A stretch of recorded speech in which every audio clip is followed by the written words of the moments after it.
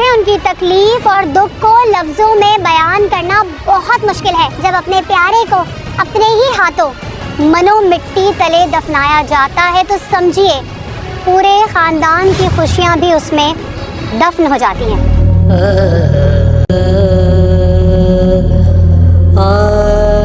अभी हम पहुंचे हैं यहाँ पे बल्दिया टाउन मुजम्मिल के घर पे, जिसके हवाले से कहा जा रहा था कि 20 साल का नौजवान है और डकैती मसामत में उसे कत्ल कर दिया गया, जबकि ये 17 साल का नौजवान है। और ये जो अपनी दुकान चलाता था, रात को जब दुकान का टाइम बंद हुआ, दुकान बंद की, अपने घर आ रहा था और रास्ते में जो है वो उससे छीना झपटी की, तमाम चीज़ें लेने के बावजूद भी उसे जो है वो गोलियों का निशाना बनाया गया।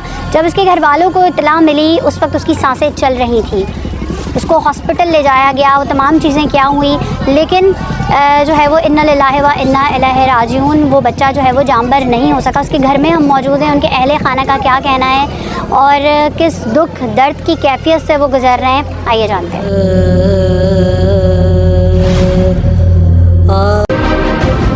नाज़रीन, मुजम्मिल के भाई और चाचा भी हमारे साथ मौजूद हैं, उनसे बात करते हैं। आपका क्या नाम है? उस्मान। आप घर में थे जिस वक्त आपको इत्तला मिली? तो वैसे ही मैं दुकान से आया तो मैं सोया हुआ था, तो उसका दूर का दोस्त आया, उसने मुझे बताया कि इस तरह तुम्हारे भाई का एक्सीडेंट हो गया।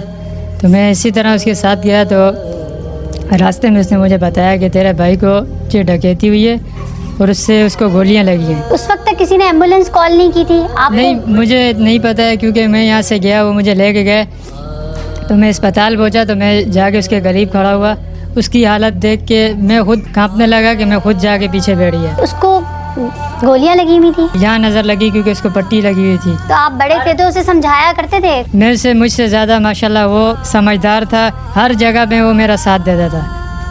आज समझो साथ देने वाला वो चला गया, कोई भी नहीं मेरे साथ। अब आप घर से बाहर निकलते होगे तो माँ को तो वैसे ही धड़का लगा रहता होगा। जी, इसी की वजह से मैं उसकी दुकान पे भी नहीं जा सक रहा हूँ। उसकी दुकान जो वहाँ करता था वो भी मुझे छोड़नी पड़ी, सिर्फ अपने घर की वजह से ही। तो ये कैसा जंगल का कानून है?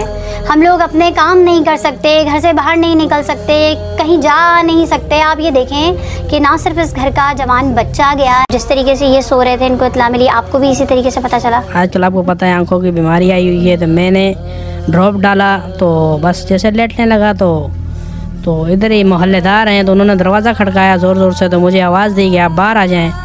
मैंने बोला क्या मसला है? नहीं, बोला आप बाहर आ जाए। मैं बाहर चला गया, तो मैं कमीज़ सी उठाई तो रास्ते में मैंने पहनी। मैंने क्या मसला है? बोलता है आपके भाई के मजीद भाई के बेटे को वो मकसद के डाकुओं ने मार दी है। बस फिर उसके बाद मुझे नहीं पता लगा, बस मैं यहाँ से पैदल ही भागा, तो पास ही मेडिकल है। तो मैं जब पहुँचा तो मेडिकल में बड़ी रश कश थी, तो मैंने उनको बोला ज़रा आप साइड पे हो जाओ, तो मैं उसका चाचा हूँ। तो मैंने उसको जब हिलाया तो मकसद ये है कि उसने मुझे आंख से देखा और मकसद ये है कि उसने गर्दन हिलाई, यानी उसकी सांसें चल रही थी? जी, उस टाइम सांसें उसकी चल रही थी। फौरी तौर पे वहाँ पर तिब्बी इमदाद उसको दी जाती तो मैडम बस कुछ देर, तो मकसद ये है 4-5 मिनट गली में तड़पता रहा।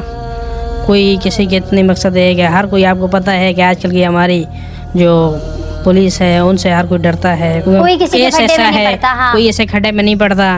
मकसद ये है कि उसका एक फ्रेंड था, उसका दोस्त था, उसके साथ उठता बैठता था। उसने जब देखा कि भाई मुजम्मिल तू है, उसने बोला हाँ यार मैं हूँ, मुझे लूट लिया है, मुझे मार भी दिया है। बस उसने उठाया, तो उसने उठा के लेके जाने, उसके साथ 2 साथी और आए मोहल्ले के, उन्होंने उठा के जब लेके गए मेडिकल में, उन्होंने बोला हमारे वश का काम नहीं है। तो उन्होंने एम्बुलेंस को फ़ोन किया, तो 10 से 15 मिनट में एम्बुलेंस आ चुकी थी। तो बस उन्होंने फिर उठाया, उनको हॉस्पिटल में गए। देख सकते हैं कि ये पूरा इनका जरगा लगा हुआ है, जिसमें इनका एक तरीक़ेकार होता है, एक सिस्टम होता है, जिसके तहत जो है वो फ़ैसला सुनाया जाता है। और क्या चीज़ें होती हैं ज़रा मालूम करते हैं। ताज़ियत के लिए आए हुए हैं या कोई जरगा बिठाया हुआ है, क्या हो रहा है? इलाके के दोबारा जो है ना किसी के साथ ये वाक़यात नहीं हुए, ये इसलिए जो है ना मीटिंग बैठाई हुई है। अभी इसका जो है ना बड़े बड़े बात कर रहे हैं, तो उसका देखो क्या रिजल्ट। ये इलाके के बड़े हैं या ख़ानदान के बड़े हैं? ये इलाके के बड़े और ख़ानदान के भी बीच में है, मगर इलाके के ये बड़े बैठे। अब यहाँ पे ये हो गया कि लोगों का एतमाद इदारों से ख़त्म होता जा रहा है, और वो अपनी मदद आपके तहत इस तरह के वाक़यात पे कैसे काबू पाया जा सकता है, ऐसे खूंखार दरिंदों से कैसे बचा जा सकता है, उस पर ये आप देख सकते हैं कि ये इनके इलाके के और ख़ानदान के बड़े बैठे हुए हैं, ना सिर्फ यहाँ पर पुरसा दे रहे हैं, ताज़ियत कर रहे हैं, बल्कि आइंदा इस तरह के वाक़यात की रोकथाम ये अपनी बुनियादों पर, अपनी मदद आपके तहत कैसे मुमकिन बना सकते हैं, इस पर जो है वो लोगों को समझा रहे हैं। ये हमारे इंतहाई अच्छे पड़ोसी हैं, और ये जो बच्चा शहीद हुआ है इसका नाम मुजम्मिल है, ये पहले से भी यतीम था और घर का वाहिद कफील था, दूसरा इसका भाई है। तो इंतहाई इनके हालात भी बेहतर नहीं है, काफ़ी सारे मुश्किलात को इनको सामना है।